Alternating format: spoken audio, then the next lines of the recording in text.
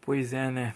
Então o dia chegou, o dia que John Osborne se foi e, eu queria falar um pouco sobre isso porque esse dia muita gente pensava que não iria chegar. Eu inclusive tinha essa sensação.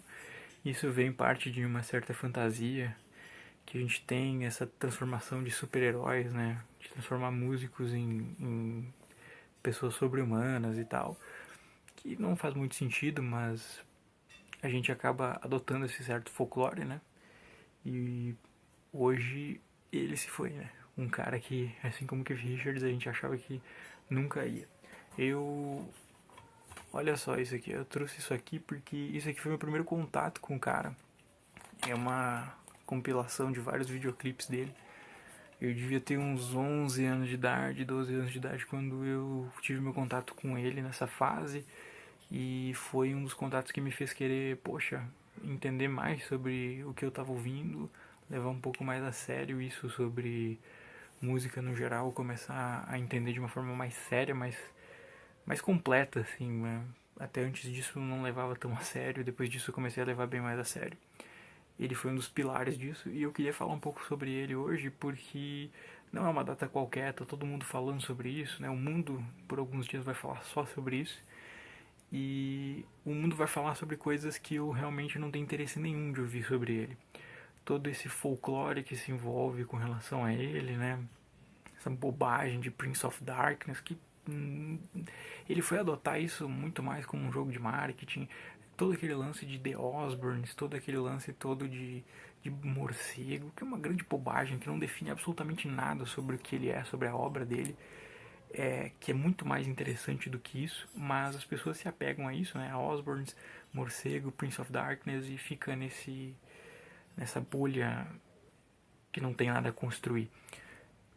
O músico é muito mais válido do que isso. E a história do Ozzy pra mim, a história que começa com Ozzy Zig Needs a Gig, lá em 1968, pra mim ela é muito mais interessante do que isso.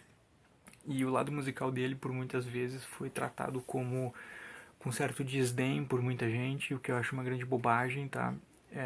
Eu entendo porque muita gente considerava ele não tão técnico, comparado com outros caras que substituíram ele no próprio Black Sabbath, como Ronnie James Dio, talvez ele não fosse tão técnico assim, mas ele tinha uma outra genialidade musical, duas, que é o que eu vou citar hoje, que a galera não pegava muito na época.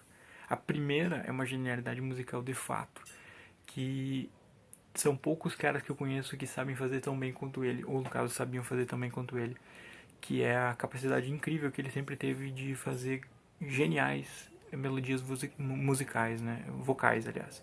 Fazia melodias vocais como ninguém. O começo do Saba sempre foi assim, né?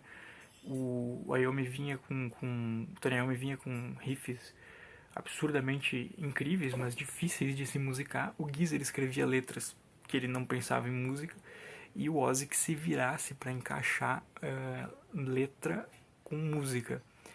E ele sempre foi um gênio nisso, um gênio de verdade. As melodias vocais dele são extremamente criativas, inovadoras e únicas. Eu, por exemplo, nos últimos tempos andei ouvindo uma banda muito boa chamada Sleep, a banda do Matt Pike e do Al Cisneros, que são altamente influenciados pela primeira fase do Black Sabbath, a fase com Ozzy. E tu pode perceber que o vocal do Al Cisneros, e muitas vezes, ele está reutilizando melodias que o Ozzy já tinha criado. Porque isso é tão marcante na música Black Sabbath e o Ozzy são tão marcantes na música que a gente tem resquícios e reaproveitamentos dele até hoje, de tão inacreditável que é para a época. O impacto que ele causou no mundo não tem. Não vai existir outra pessoa igual ele. Nunca vai existir outra pessoa igual ele. Mesmo nas fases mais difíceis da carreira dele, ele sempre conseguia se reinventar com algo. Se ele não conseguia tecnicamente, ele buscava em outros caras que tinham mais técnica. Né? A escolha deles com Randy Rhoads, Jake Lee, Zakk Wylde e assim vai para a carreira solo, fora outros grandes músicos como Bob Daisley, Rudy Sarzo, o Lickers Lake, o Tommy Aldridge, Carmine Appice, isso sempre foi uma demonstração de que ele sabia que talvez em alguns pontos ele não era tão bom e ele complementava com outros caras que eram muito bons. Isso é uma grande virtude, sempre foi uma grande virtude dele. E acho que, acima de tudo, ainda falando desse ponto do aspecto musical, eu sempre vi ele como uma pessoa que tinha dentro da sua própria concepção musical coisas extremamente simples, mas que funcionavam, melodias simples, altamente influenciado pela invasão britânica, mas que funcionavam. Em determinada parte da década de 70 esganou a própria voz até não poder mais, tanto fato de que no final de uns 25 anos pra cá ele não cantava mais músicas como Salva Blorissalva porque não tinha mais voz para isso. A partir do Ultimate Sim ele simplesmente trocou o tom da voz porque não dava mais para cantar do jeito que ele cantava, ele destruiu a própria voz nesse aspecto, o que é uma pena, mas soube se reinventar. E o segundo ponto que eu ia tratar hoje, que é para mim o mais importante de todos, que a maior parte das pessoas que talvez desdenham um pouco da qualidade musical dele nunca percebeu, e talvez seja por isso que nunca sejam tão grandes e nunca vão ser tão grandes e importantes quanto ele, que é a capacidade dele com relação ao próprio entendimento de música e a sinceridade e honestidade que ele sempre teve com a música. Para vocês conseguirem entender bem, tem um vídeo, tem uma música específica muito boa para ilustrar isso. Uma música chamada You Can't Kill Rock and Roll. Eu vou botar uma partezinha dela no final do vídeo. Do segundo disco de estúdio dele, do Dire of a Madman, que é uma das letras mais sinceras que eu já vi alguém fazer na vida, sobre o que ele via na música, sobre o que ele via nele mesmo de especial. Uma música que ele escreveu em parceria com o Bob Daisley e sem palavras, assim, define muito disso, mas para colocarmos nesses pontos, ele sempre soube que a maior qualidade dele era a determinação e a vontade e o sangue no olho que ele sempre teve com relação à música. A vontade, a vontade, a vontade acima de qualquer coisa, e isso se transformava numa máquina de ebulição que gerava coisas maravilhosas, né? E isso sempre ele usou a seu próprio favor.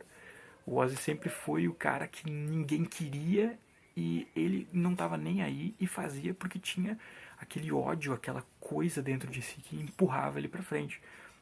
Se você pegar ele, um cara disléxico, né, um cara com altos níveis de hiperatividade e déficit de atenção, tinha tudo para dar errado, assim como boa parte da geração de Birmingham deu, né, em muitos aspectos, dar errado no sentido de não ter tido o sucesso que ele teve, mas ele sempre teve muito sangue no olho, muita raiva, muita coisa contida dentro dele que ele expunha em letras como Iron Man, por exemplo, que ele escreveu junto com o Geezer Butler.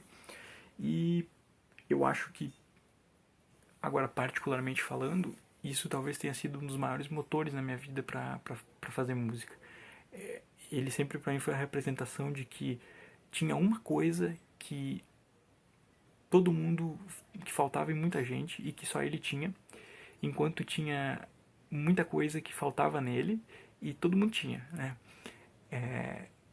E ele sempre demonstrou que isso era mais importante, né? Ele tinha algo que ninguém tinha e todo mundo tinha algo que ele e tinha coisas que ele não tinha, né?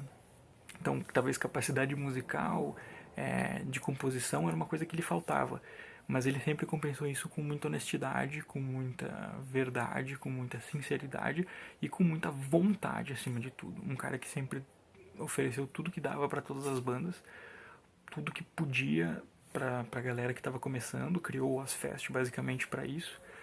Então, eu sempre vi ele como o símbolo de que eu tendo esse sentimento que ele também tinha, eu tinha algo que pouca gente tinha pra música. E conforme eu vou crescendo dentro da música, eu percebo que cada dia que passa que tem muita gente na música que falta justamente isso. Eu não tô querendo me vangloriar de que tenho e que alguém não tem, mas esse sentimento, essa sinceridade, essa honestidade, elas se traduzem nisso, né? No que está acontecendo agora, o mundo parando por ele, porque sempre viu ele dessa forma. Então, basicamente é isso, não quero estender muito mais sobre isso. John Osborne se vai, uma parte de mim se vai também, a, as lendas vão, né? A gente guarda elas dentro de nós, as coisas passam, as eras mudam, mas o mundo não será mais o mesmo a partir de 22 de julho de 2025.